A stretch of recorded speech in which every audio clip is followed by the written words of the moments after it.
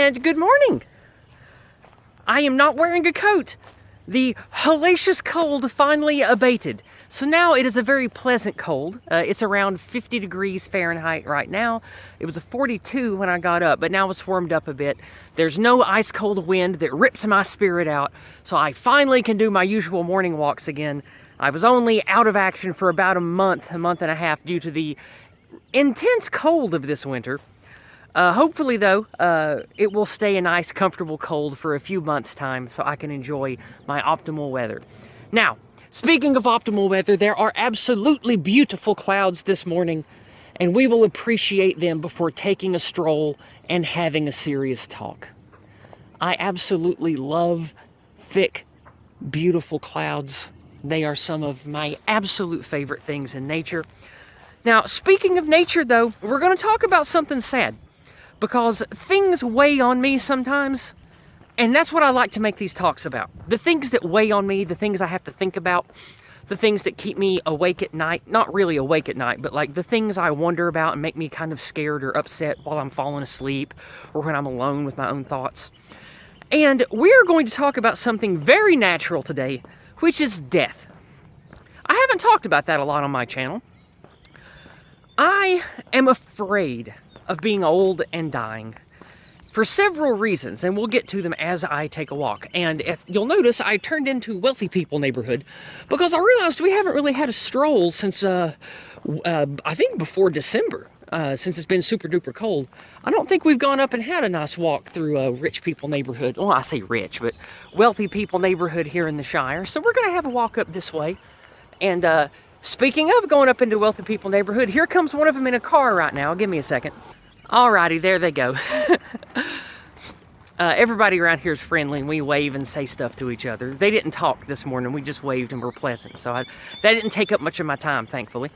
So anyway, what we're going to do today is talk about the thoughts I have on death and being old and why that worries me and why it hangs over me so badly. It is not the death part that bothers me about being old and dying. When I cease to be, perhaps there is nothing beyond. Perhaps there is some type of spiritual or supernal existence. Perhaps the Christians are right, and I will have a soul that goes to heaven. I don't know. But that is not the part that scares me. I'm not scared about that. That actually sounds exciting. Whatever comes next, even if it's just oblivion, well, that's something new. I don't mind the cessation of this existence part. That doesn't scare me. The dying part is what scares me. The being old and weak is what scares me. I've always been a person of confidence and success when it comes to achieving things. I can take care of myself. I can repair a car, a refrigerator, a washer and dryer. With minimal assistance, I can repair electronics. I can build computers. I can do all kinds of stuff. I know how to garden. I know how to hunt and fish. I don't like doing it, but I know how to field dress a deer. It's nasty. I don't want to ever have to do that again. That's gross. But there are a lot of things that I can do, and I've always been able to take care of myself, whether it's go to work, pay my own bills, manage my own investments, do the things that I have to do to live. I can do those things. I enjoy doing those things. I like being self-sufficient, like a lot of Appalachians do. But I am worried about being old and weak and incapable and lonely. Why do I say that? Because those things all go together now. Because even though I have a big family, we do not participate with one another like we did before the modern era of internet and communications and all this other shit. Like when I was young, in the 80s and in the 90s, my family was way more active with each other. Now we have a couple of Facebook message groups. Some people talk to each other on Instagram. Our family, even though more than half of us still live in this area, we just don't have the cultural traditions and the unity that we had 20 or more years ago. And I do think that technology plays a big part of that. So that's one thing that's like the surface level of worries, is that in another 20, 30, 40 years, what about my grandnieces and nephews? What about the people that are in my family that I haven't really spent much time with the last 15 or 20 years? it's not for lack of trying. I ask, you know, are there going to be family events? Are we getting together for so-and-so's birthday? What are we doing for Thanksgiving this year? And every year that goes by, less and less of that stuff happens. I try to make it happen, but most people in my family, they just don't seem to be interested in big family events anymore. I mean, maybe that's just how it is growing up. I don't know. But I feel like it might be a product of the times, because that wasn't how my family was when I grew up. But things are different now. So I worry, this is the least of the worries, by the way. We're going to get to the heavy stuff here in a minute. I worry that even though I'll have lots of family, nieces, nephews, cousins, all this stuff, and I talk to them, like there's like 30 people in my family who know my name and I talk to pretty regularly. I just worry that I'm going to lose that, because I try to cultivate family relationships with my myriad family members, but it's like none of them are really interested. They just want to go to work, play their video games, do what they want to do with their own little private family, and not really be a part of anything bigger than that. And I hear that that's the case in a lot of places that used to have really good unity, like here. Now, there's still some of that, of course, and we probably have a lot more than many other areas that haven't been white erased as bad, but so that's a worry of mine. I worry that the family I have is just sort of ephemeral, and it's going to start to disappear the older I get, and I won't be connected to anybody even though I would like to be.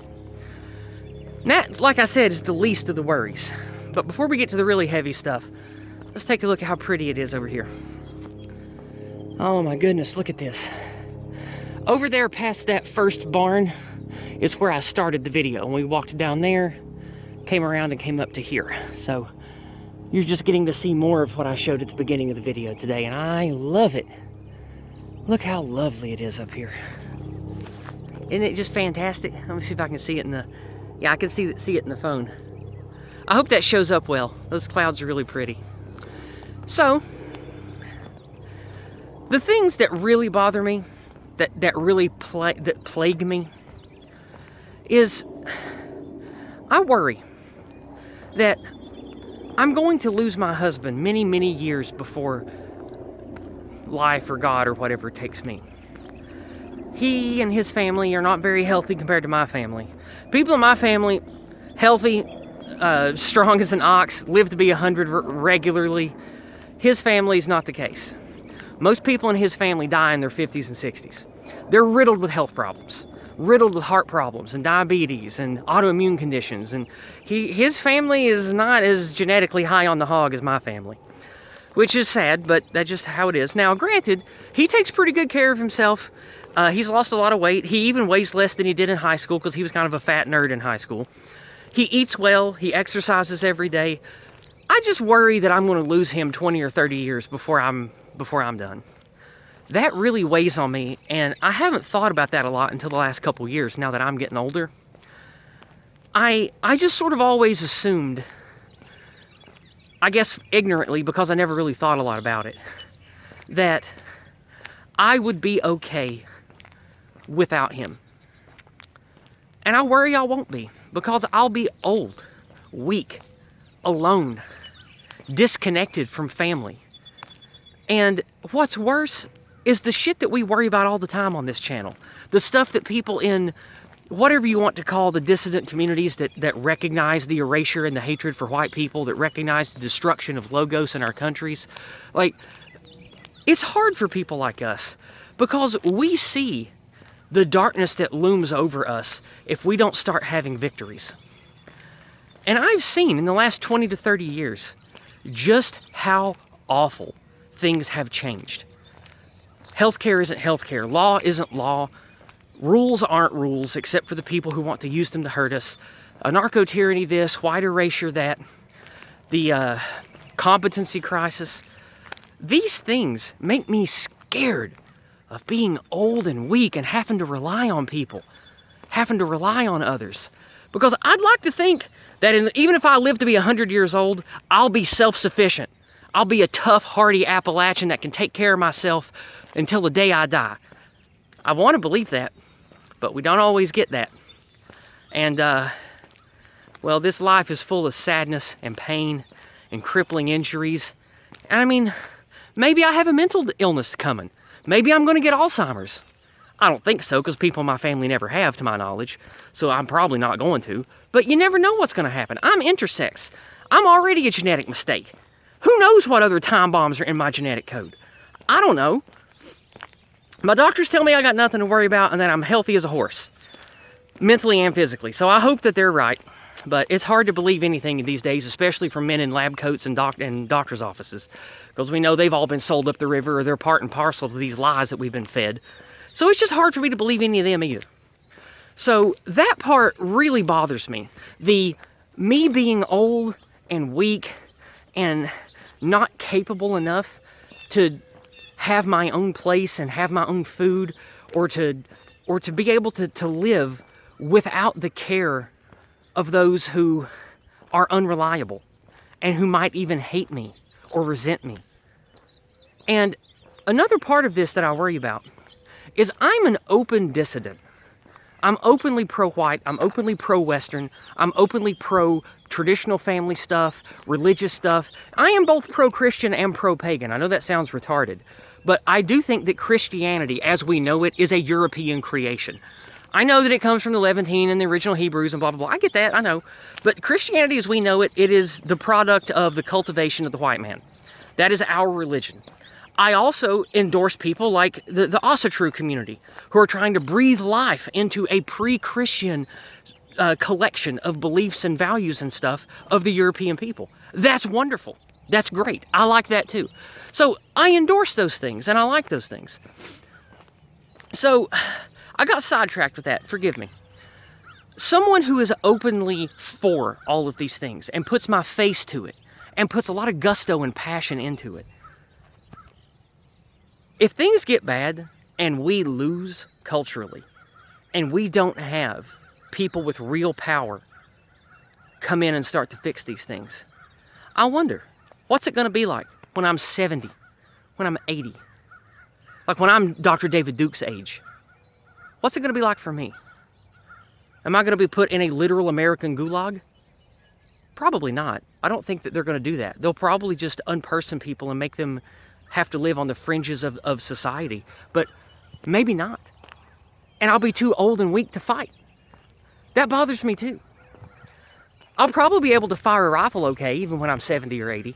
But physically, will I be able to escape and live out in the woods with nothing but what I can catch and kill if the government comes for me when I'm 80? Probably not. And like, I worry. I really worry about being old and weak and alone, because I see what could happen to the society I live in, to the country, to the systems that people rely on, that I have relied on, that others have relied on. I worry that this way of life is going to change, and that I won't be able to have any security, any peace at all when I'm old. Because if the anti-whites win and we lose, I mean, I'm the face of their enemy. And things on the internet we know are going to be used against us. They are now. They're used against us now to destroy lives, to collapse businesses, to take children away from families. And I worry that when I'm older, if we lose and culturally we are fully conquered, I worry what it'll be like to be old and weak and alone. And that plagues me. That keeps me up at night sometimes.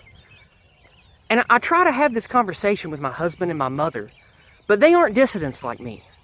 They don't grasp the weight of what we deal with on this channel, of what we see.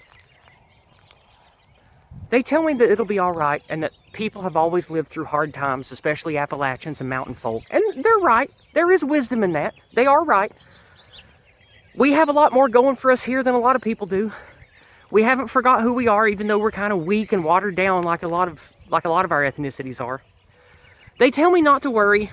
They tell me that, you know, we'll have family and nieces and nephews and grandnieces and nephews and friends, and I won't be alone and weak when I'm old. They tell me that. But I still worry. I worry because I have seen how much my family and my community here have just sort of withered away in the last 30 years. What about in another 30? I don't have anything against the way anyone is born. Nobody chooses the race or the race they were born or the religion they were raised as. But even here in this area, this 98% ethnically homogenous community, I see more immigrants every year. I see foreign-owned businesses popping up. People from Mexico, people from China, people from Japan, people from Europe, coming in and buying a little piece of here, setting up a little shop. Now, I talked to some of them. They don't seem like bad people, but I just worry that the end is going to come here too. And it's not that I want to be an asshole, and anytime somebody that's even the slightest bit different comes around, I'm like, you need to get out of here. But I kind of feel like we should be that way. I had a talk with a friend of mine who got upset with me a year or two ago when I decided to buy some Mexican food from this Mexican place that these people set up, one of the ones I mentioned. She told me that I was contributing to biological white erasure of my ethnicity here in Appalachia. And I got her point. I understand what she was talking about. To me, it was just exhibiting Southern niceties. Somebody opened a little restaurant not too far from where I live. I'll go in, I'll give them a few dollars, I'll try something of theirs and say howdy. That's just how we are around here. And she said that I was evil for doing that and contributed to white erasure. I guess she's right? But you see what I mean? I want to engage with the things around me that are part of here in Appalachia. And in the last 10 years, I've noticed that there are non-American people coming in and buying up homes and wanting to go to school here and attend church here and run businesses here. Now, on one hand, I'm the eternal Anglo, and I'm like, well, that's great. The eternal Anglo way is appealing to people around the world. So that makes me feel kind of good. But knowing what I know now, I know that that's stupid and self-destructive. And so I think to myself, what's it going to look like in another 30 years, another 40 years when I'm really old and weak? Is it going to be like everywhere else here, where 1 out of 3 families is from somewhere else and has no ties to here at all, and nobody's connected to anybody, and nobody gives a shit about anything, and there's no culture and there's no traditions? Is that what it's going to be like here? Here in my Appalachian Shire? Here where I live? I worry about that. I worry about it. Because I want to do what's right. I want to be kind to people. When someone's a foreigner and they're around my area, I want to be nice to them. I don't want to invite them to come live here and buy up land, but I want to be nice. I want to win with positivity. I want to win with taking the higher road. And so I'm nice to the foreigners that come here, even the white ones. I mean, especially the white ones, but what I mean is I don't want, and no offense to anybody who's from these countries, but I don't want people from Spain or Switzerland or Finland or whatever coming en masse and making where I live not Appalachian anymore. And I love my white brothers and sisters of different ethnicities. But it doesn't matter really where the foreigners are from, apart from the racial component, if it's going to make where I live not my ethnicity anymore. And so I worry that even if it's other Americans, white ones or otherwise, that move to this area, it's still going to be just as bad. Because, I've traveled all across America. There are people that are technically American, that are technically white, that don't feel like they're like me at all. And I don't want them moving here and living here. I don't want them coming in and replacing my local population of Appalachian people that have been here for a couple hundred years. I don't want that. But it might happen. And it might happen that, well, the anti-whites win, and that there is no more white migration. That the only migration is non-white. And then that's like the worst case scenario, because we're just going to get bombarded with non-racial foreigners. I mean, with non-racially compatible foreigners. And I think that'll make my older years miserable too. Because I'll have to look around and be like, these aren't even my people anymore. It'd be different if it was just like city folk from Philadelphia and then people from California, like, you know, white shit libs. At least they still come from the same civilizational fabric as I do. But not if it's going to be Muslims and Jews and Asians and South Americans and Africans coming in and just buying up stuff and running businesses and running all the schools and healthcare and stuff. It's like, if that starts happening to here where I live, I don't know. I don't know what I'll do. I don't know where I could go. I don't know where I would want to go. And that bothers me because when you're young, like I'm in my 40s now, I ain't young no more. But when I was young, I could appeal to people in a way that when you're old and weak, I won't be able to appeal to people. And I don't mean appeal in like a sexual way. I mean be appealing as like a speaker, a friend, a companion, to like make buddies and have a social network outside of here. Like if I'm old and 60 or 70, how am I going to do that? And should I even do that? Should I even want to leave this place no matter how bad it gets? Should I want to give up on my ancestral lands here? I don't believe in magic dirt. I don't think that just dying for soil or dying for a spot of land in a geographic place is that noble or wise. I understand you should have holdings. I'm not saying that land doesn't matter. I'm just saying that spiritually, biospiritually, I don't think that we as white people or Appalachians or any of our ethnic pride stuff, I don't think we should be 100% married to land. We should be willing to pull up stakes and move because we're still us. And so I just think to myself, what will I do if this place starts to go the route of like, I don't know, a big city in Virginia, for example, or the two worst cities in Tennessee, Nashville and Memphis, right? We see southern cities becoming just absolute, just white erased hellholes. And what if that starts happening here when I'm old? What am I going to do? Where would I go? I guess I wouldn't. I guess I would just die in misery and shake my fist in impotent rage at the failure of me and everyone who cared about saving our people. I would just be old and miserable and alone and have to look at the white erased hellhole that I live in compared to the beautiful heaven it was when I grew up. And that scares me. I don't want that to be my final memories. I don't want that to be my final state of existence before I meet oblivion or meet God. And that's been weighing on me lately. And a nice cold, late winter, early spring rain has started. I don't know if you can see the rain spots on my blue shirt or not. You see them? And I guess I'm going to wrap it up here. I know this was a long one, but this stuff has been weighing on me a lot. I think about it a lot. I worry. And that worry is what drives me to do what I do, to talk the way I talk to my friends and family, to invest myself in the real life around me. That's why I'm not active online like I used to be. I still talk to a couple of friends and I play some online games with a couple of friends I've had for many years, but I don't really internet socialize anymore. I use it for work, for activism, and that's it. And I only let myself do that 3 days a week. The other 4 days a week, I'm investing in friends and family and loved ones and trying to build something here. Because I worry if I don't, it'll all be gone before I die. And I'll die miserable, sad, scared, angry. I don't want that. I don't want that. So, anyway, I guess we're going to wrap it up here. There's a nice home behind me. There's some pretty trees over here. And let's see, where's a good way to end it? I guess we'll end it looking down the road because I guess that's what this has been about today. It's been about my journey. And I worry what's down at the end of that road for me. I worry. So maybe these words will help you. Maybe these words will inspire you to take better actions, to make wiser decisions.